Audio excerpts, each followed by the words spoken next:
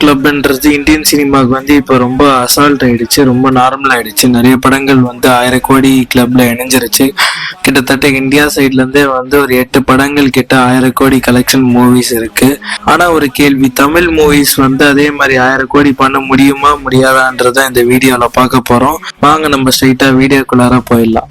1000 கோடி பண்ண படங்களோட லிஸ்ட்டை நம்ம பார்க்கணும். இதுல வந்து பாகுபலி, RRR, அதுக்கப்புறம் வந்து KGF 2, அப்புறம் வந்து கல்கி, இந்த மாதிரி மூவிஸ். இந்த மூவிஸ்ல வந்து பார்த்தோம்னா இல்ல வந்து ஓவராலா மூவிஸ்ல வந்து இந்த செகண்ட் பார்ட் மூவிஸ் தான் வந்து மேஜரா 1000 crores பண்ணியிருக்கோம். இல்லைன்னா வந்து ஸ்டாண்ட்லோன் ஃபிலிம்ஸ் பாத்தீங்கன்னா தங்கல், பதான் அந்த மாதிரி மூவிஸ் இருக்கும். கல்கி வந்து ஏன் ஓடிச்சுன்றது எல்லாருக்கும் தெரியும். பிரபாஸ் சார் அவரோட மார்க்கெட் அந்த எலிமெண்ட்ஸ்னால இந்த மூவி 1000 crore பண்ணுச்சு. அதே மாதிரி RRR வந்து மொழி பிலிம், அதனால வந்து 1000 crore பண்ணுச்சு. அண்ட் பத்தான் சிம்பிள் ஹிந்தி பெல்ட்ல சூப்பரா போனனால அது 1000 crores வந்து பண்ணிருச்சு. ஏன் தமிழ் மூவிஸால அந்த 1000 crore மூவி 1000 crore வந்து அடிக்க முடியல? மெயின் அண்ட் ஃபார்மோஸ்ட் ரீசன் வந்து ஹிந்தி ஆடியன்ஸ் கிட்ட இல்லாத ஒரு கனெக்ட்னு தான் நான் சொல்லுவேன். ஏன்னா மோஸ்டா தமிழ்ல இருந்து ஒரு மூவி எடுத்தோம்னா இப்போதைக்கு ஒரு ஹையஸ்ட் கிராசிங் ஃபிலிம்னா வந்து 2.2 அண்ட் ஜெயிலர் அண்ட் லியோ, இதுதான் வந்து டாப் 3 ஹையஸ்ட் கிராசிங் ஃபிலிம்ஸ் இது வரைக்கும் பண்ணதில்ல தமிழ்ல. இல்ல வந்து நம்ம 2.0 எடுத்தோம்னா 2.0 250 crores கிட்ட கலெக்ஷன் பண்ணியிருக்கோம். ஹிந்தியில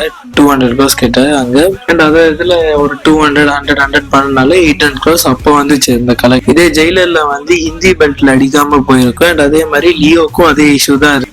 லியோ வந்து சரியா வந்து அந்த ஒரு கலெக்ஷன் எடுக்காம போன ரீசனுமே வந்து ஹிந்தியில வந்து சரியா ப்ரொமோட் பண்ணாம போனதுதான். ஸோ அதே இண்டஸ்ட்ரீஸ்ல இருந்து இந்த நம்பரை ஜென்ரேட் பண்ண முடியாதுன்னா டான்ஸர்ஸ் ஆமா முடியாதுதான். ஏன்னா 4 region like Mollywood, Tollywood, Kollywood எல்லா இதோட தேட்டர் இதெல்லாம் சேர்த்தா கூட நம்மளால அவ்வளோ அந்த 1000 crores நம்பர்ஸை வந்து அச்சீவ் பண்ண முடியாது. மெயினா ஹிந்தி ஆடியன்ஸோட சப்போர்ட்ன்றது ரொம்ப தேவை.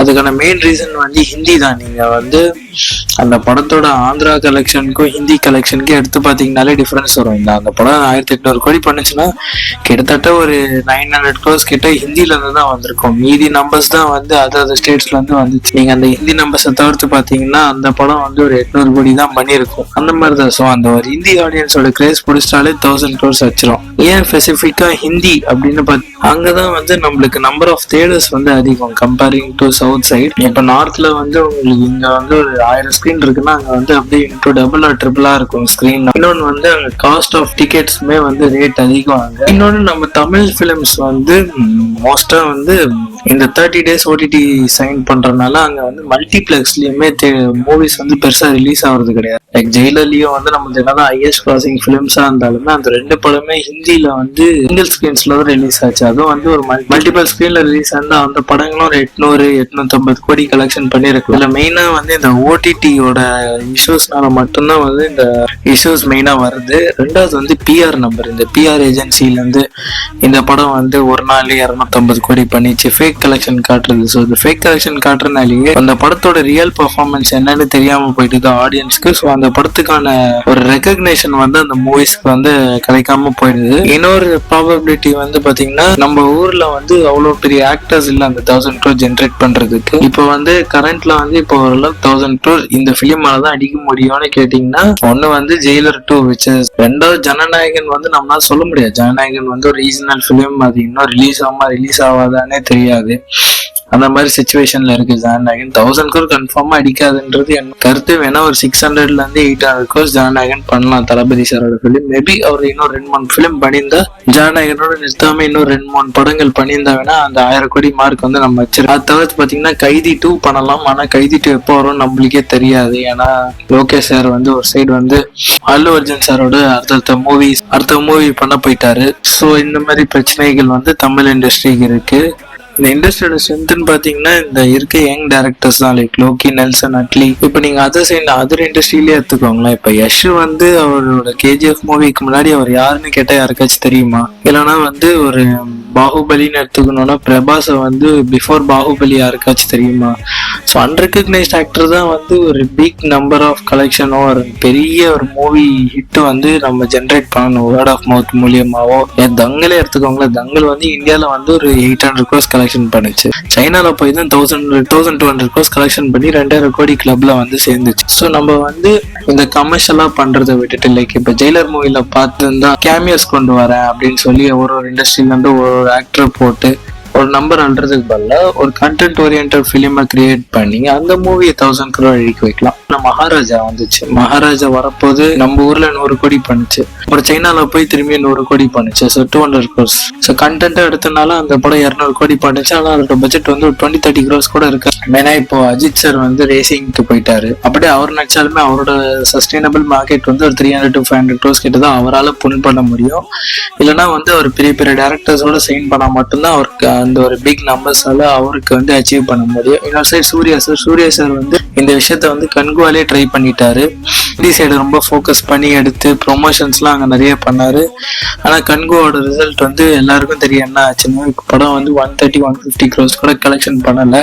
அப்புறம் வந்து அடுத்தடுத்த படங்கள் வந்து நீங்க அந்த டேரக்டர்ஸோட ஜாயின் பண்றதுலேயே தெரியும். ஒரு படம் மலையாள டேரக்டரோட பண்றாரு, தெலுங்கு பண்றாரு. So is also trying to pull off that pan India thing. ஆனா வந்து அவர் வந்து அந்த டவுன்ஃபால்ல இருக்கனால அது கொஞ்சம் ரைஸ் ஆயிட்டாருன்னா அடுத்தது வந்து அவர் பிடிச்சிருவாரு மார்க்கெட். அதுக்கப்புறம் ஒரு அன்பொட்டன்ஷியல் வேல்யூ இருக்க ஒரு ஆக்டர்னா வந்து தனுஷ்ன்னு தான் சொல்லுவோம். அவர் வந்து இந்த இட்லி கடை அதுக்கு முன்னாடி இந்த தேரி இஷ்மையெல்லாம் நடிக்கிறது பதிலாக ஒரு பேன் இண்டியா மூவி நல்ல ஒரு டேரக்டரோட எடுத்தாருன்னா அவரோட மார்க்கெட் அவரோட ஸ்டாண்டர்ட்ஸ் அவரால் செட் பண்ண முடியும். ஏன்னா தமிழ்ல ஒரு நல்ல மார்க்கெட் இருக்கு, ஆந்திரால ஒரு நல்ல மார்க்கெட் இருக்கு. இந்த மாதிரி ஆக்டர்ஸ்லாம் வந்து ரொம்ப ரேர். அப்புறம் ஹிந்திலயுமே ஓரளவுக்கு நல்லா தனுஷ்னா யாருன்னு தெரியும், ஹாலிவுட்லயும் நடிச்சிட்டாரு. நல்ல பேன் இண்டியா மூவி நடிச்சா he can also pull off 500 to 1000 crores very easy. இன்னொரு சைடு நீங்க சொல்லலாம் ரஜினி சார் இருக்காரு அப்படின்னு. ஆனா அவருக்கும் வந்து இப்போ ஏஜிங் ஆயிட்டு இருக்கு. அண்ட் அவரால் மேக்ஸிமம் இன்னும் 3-4 மூவிஸ் தான் புல் ஆஃப் பண்ண முடியும்.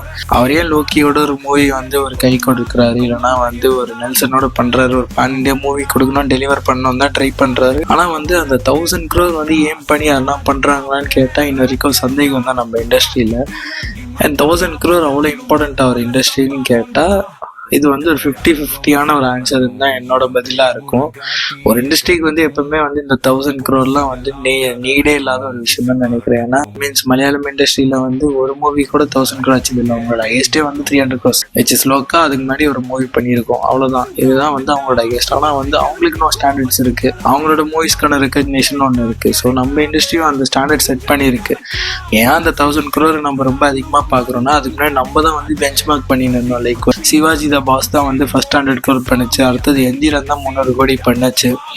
ஸோ அடுத்தது வந்து நம்ம தான் பண்ணிருக்கணும். அது கழிச்சு வந்தது வந்து தெலுங்கு இண்டஸ்ட்ரி, அதர் இண்டஸ்ட்ரீஸ் வந்தனால இந்த 1000 crore ஒரு பெரிய பேசு பொருள் ஆயிடுச்சு. ஆனால் நம்ம சைட்ல இருந்து அது புல் ஆஃப் பண்ண முடியல. 1000 crore புல் ஆஃப் பண்ண முடியாத ரீசனே வந்து இந்த ஹிந்தி பெல்ட் தெலுங்கு படம் எடுத்துக்கிறீங்கன்னு வச்சுக்கோங்களேன். அங்க இருக்க ஒரு டிக்கெட் ப்ரைஸிங்கோ இங்க இருக்க டிக்கெட் ப்ரைஸிங்கோ நம்ம கம்பேர் பண்ணணும். ஏன்னா இப்போ ஒரு ஃபார் எக்ஸாம்பிள் இப்போ வந்து ராஜா சாபுக்கு வந்து அங்க வந்து 350 to 500 rupees தான் வந்து டிக்கெட் ஃபார் ஃபர்ஸ்ட். ஆனால் நம்ம ஊர்ல வந்து ஸ்டாண்டர்டா 200 ரூபாய் தான் டிக்கெட் ப்ரைஸ். அது பெருசா கண்டுக்கிறது இல்லை. இன்னொரு ப்ரொடியூசர்ஸ்க்கு வந்து உங்களுக்கு ஓடிடி டீல்லயே வந்து காசு வந்துடுறதுனால அந்த ஹிந்தி பெல்ட்டை ஃபோக்கஸ் பண்றது கிடையாது. அவங்க அந்த 60 days ஓடிடி கான்ட்ராக்டை சைன் பண்றது கிடையாது. அதனால அவங்களுக்கு இன்னுமே லாபம் அதிகமாகுது. ஏன்னா இப்போ இதுக்கு முன்னாடியே வந்து ஒரு 70-80% ரிகவரி எடுத்துட்டாங்கன்னா அவன் பயப்படணும். ஜஸ்ட் அங்க வந்து படம் வந்து இப்போ ஒரு 100 கோடி பட்ஜெட் போட்டு 30 கோடி கலெக்ஷன் பண்ணாலும் அவனுக்கு லாபம் தான் படம். ஏன்னா ஆல்ரெடி ஒரு சில விஷயங்களே அவன் ரிகவர் பண்ணிட்டு இந்த ஓடிடி ரைட்ஸ், மியூசிக் ரைட்ஸ் அப்படி இப்படின்னு சொல்லி ஒரு 70% எடுத்துட்டோம். அப்புறம் டிஸ்ட்ரிபியூஷன் அப்படி இப்படின்னு நோட்டிலஸ்க்கு அவனுக்கு வந்து அந்த படம் லாஸ் ஆகிறதுக்கான சான்சஸ் கம்மி பண்ணி விட்டுருது. அதனால தான் இந்த ஓடிடி வந்து ஒரு பெரிய இப்போ ட்ராபேக்கா இருக்கு. அண்ட் இந்த மாதிரி பெரிய ஆக்டர்ஸ்மே இப்போ அவன் வந்து நிறைய அமௌண்ட் சர்டன் அமௌண்ட் 100-120 crore வந்து ஸ்டாப் பண்ணிடுறாங்க பெரிய ஆக்டர்னா கூட. ஆனால் பெரிய ஆக்டருக்கு மட்டும்தான் வந்து ஓடிடி சைன்ஸ் வந்து ஃபர்ஸ்டே நடந்துருது. இதே வந்து ஒரு மீறி சின்ன ஆக்டர் மூவிஸ்க்கு நடக்குதான்னு கேட்டால் கண்டிப்பாக கிடையாதுன்னு தான் என்னோட பதில். இப்போ தளபதி மூவி ஜனநாயகனுக்கே வந்து அரௌண்ட் 120 crore கிட்ட வந்து ஓடிடி சைன் நடந்திருக்கு. அதே மாதிரி அடுத்த அஜித் மூவிக்கும் வந்து ஒரு 100 crores பண்ணுவாங்க. ஸோ இந்த மாதிரி தான் இருக்குது இப்போ ஸ்டாண்டர்ட்ஸ். இந்த இண்டஸ்ட்ரிக்கு போகாத ரீசன் இன்னொன்று என்னவா இருக்குன்னா பட்ஜெட்ஸ் ஆர் கெட்டிங் மேசிவ். இப்போ ரீசெண்டாக இந்த பராசக்தியோட பட்ஜெட் பார்க்கலாம், ஒரு 120 to 150 crore which is a massive and mammoth number for SK மாதிரியான ஆக்டர். ஒரே ஒரு 300 கோடி தான் டெலிவர் பண்ணார் which is an Amaran movie. அந்த மூவி வந்து ஒரு பயோகிராஃபி ஃபில்ம், அதனால அவ்வளோதான் ஃபுல் ஆஃப் பண்ண முடியும். அந்த மூவி இது பண்ணிச்சு, ஓகே. அதுக்கடுத்து நீங்க படம் அந்த ஸ்டாண்டர்ட் பாத்தீங்க மதராசில 100 நின்றுச்சு. அது கழிச்சு நீங்க என்ன பண்ணிருக்கணும், பட்ஜெட்டை குறைச்சிருக்கணும், ஹீரோ சேலரியே கம்மி பண்ணிருக்கலாம். ஆனா நான் வேற 150 கோடிக்கு தான் எடுப்பேன்னா படம் லாஸ் தான். இன்னும் கூட 120 கோடி தான் பண்ணிருக்கு. இன்னும் 30 crore லாஸ்ல தான் இருக்கு மூவிஸ். அதே மாதிரி வந்து இப்போ அஜித் சாரோட சேலரி அவருமே இப்போ டிமாண்டிங் அதிகமாக பண்ண ஆரம்பிச்சிட்டார். லைக் 120 150 crores கேட்குறது. ஆனால் அவரோட ஹையஸ்ட் கிராசிங்கே வந்து ஒரு 300 crore தான், which is good bad ugly. ட்ரேட்லாம் பார்த்தீங்கன்னா 270 crores தான் காட்டும். ஸோ அந்த மாதிரி நிலைமையில இருக்க போது பட்ஜெட் 300 கோடி போட்டு எடுத்து கலெக்ஷன் 300 கோடி போட்டு எடுத்தா அடுத்தடுத்த மூவிஸ் எப்படி ப்ரொடியூசர்ஸ் எடுப்பாங்க அண்ட் பேன் இண்டியா மூவிஸ் எப்படி பண்ணுவாங்க?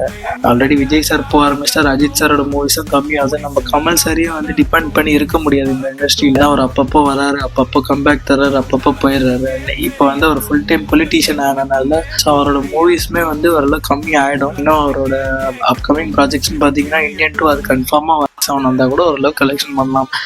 அதை தவிர்த்து பார்த்தீங்கன்னா நம்ம கமல் சார் கிட்ட இருந்து பெருசாக எதுவுமே எதிர்பார்க்க முடியாது. லைக் அவரால் வந்து ஒரு 1000 crore புல் ஆஃப் பண்ண முடியும், அஜித் சாரால் ஒரு 1000 crore புல் ஆஃப் பண்ண முடியுமானா அது இப்போதைக்கு முடியாது. அவங்க ஃபர்ஸ்ட் வந்து அஜித் சார் வந்து 500 crore புல் ஆஃப் பண்ணாதான் அடுத்தடுத்து ஏம் பண்ண முடியும் வச்சிருக்கோம். ஸோ பொறுமையாக தான் வந்து அவரும் ஏற்றுவார். இன்னொன்று சைடு நம்ம விக்ரம், சூர்யா இவங்களெல்லாம் இப்போதைக்கு லிஸ்ட்டில் எடுத்துக்கூடாது. அவங்க அடுத்தடுத்த மூவிஸ் வந்து நல்லா கொடுத்து டெலிவர் பண்ணாங்கன்னா அடுத்தடுத்தது அவங்களுக்கு கலெக்ஷன்ஸ். அண்ட் லாஸ்ட்டாக வந்து இந்த 1000 crore அவ்வளோ இம்பார்ட்டன்ட்னு கேட்டால் இதே தான் பழைய வீடியோவில் 1000 crore மேட்ரு இல்லை, அந்த மூவி சாட்டிஸ்ஃபை பண்ணுதா, அந்த படம் வந்து ஓவரால் ஆடியன்ஸ்க்கு வந்து சாட்டிஸ்ஃபை பண்ணி ஒரு நல்ல படம்ன்ற பேர் வாங்கினாலே அந்த படம் வந்து விக்ட்ரி. லைக் போன வருஷம் வந்து சிறை ஆகலாம், அதுக்கு முந்தின வருஷம் ஒரு பெரிய விக்ரம் ஆகலாம். விக்ரம் வந்து 500 crores கிட்ட ஸ்டாண்டர்ட் செட் பண்ணி 500 crores கலெக்ஷன் பண்ணிச்சு. அதே இதே பிஎஸ்ஓன்னா 500 crores பண்ணிச்சு. ஆனால் அது மிக்ஸ்டு ரிவ்யூஸ். வந்து இந்த கலெக்ஷன்ன்றது எண்ட் ஆஃப் த டே மேட்ரே கிடையாது. இந்த ஹோல் பாயிண்ட் இஸ் படங்கள் நல்லா இருக்கணும். அண்ட் ரீசன்ட் டைமில் மூவிஸ் நல்லா இருந்துச்சான்னு கேட்டால் கிடையாது. நிறைய படங்கள் நல்லா இருந்துச்சு, நிறைய படங்கள் நல்லா இல்லை. ஆடியன்ஸுக்கே ஒரு கன்ஃபியூஷன் ஆயிடுச்சு, எந்த படத்தை ஓட வைக்கணும், எந்த படத்தை ஓட வைக்கக்கூடாது. அதனால தான் இந்த மூவிஸ்லாம் நிறைய ஃப்ளாப் ஆச்சு. இப்போ இதுக்கான ஃபார்முலா இது பண்ணால் இந்த ஒரு 1000 crore அடிக்கலான்னு கேட்டால் இது என்னோட சஜஷன். நார்த் சைடில் ஓரளவுக்கு ப்ரொமோஷன் பண்ணணும். 3 days ஓடிடி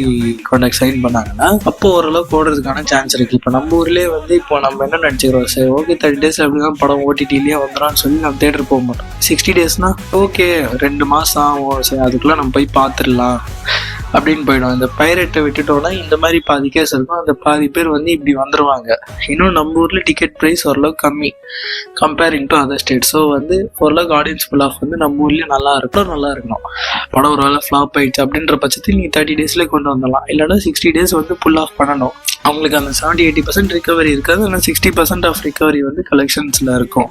அந்த இண்டஸ்ட்ரி இது பண்ணாங்கன்னா ஓரளவு கலெக்ஷன் வந்துடும். ஏன்னா இப்போ இருக்க நீங்கள் டாப் ஆக்டர்ஸ் எடுத்துக்கினாலுமே இப்போ அஜித் சார் ஆகட்டும், இல்லைனா ஒரு ரஜினி சார் ஆகட்டும், அவங்களுக்குலாம் வந்து ஓவர்சீஸ் மார்க்கெட் நல்லா இருக்குது. ஸோ அங்கெல்லாம் ப்ரொமோட் பண்ண வேணாம். ஆனால் அதர் ஸ்டேட்ஸ் எங்கெங்கெல்லாம் அவங்களுக்கு மார்க்கெட் கம்மியாக இருக்கும் ப்ரொமோட் பண்ணி ஓரளவுக்கு நம்பர் புல் ஆஃப் பண்ணிட்டாலும் இந்த 1000 crore ரஜினி சாருக்கு ரொம்ப ஈஸி அடிக்கிறது.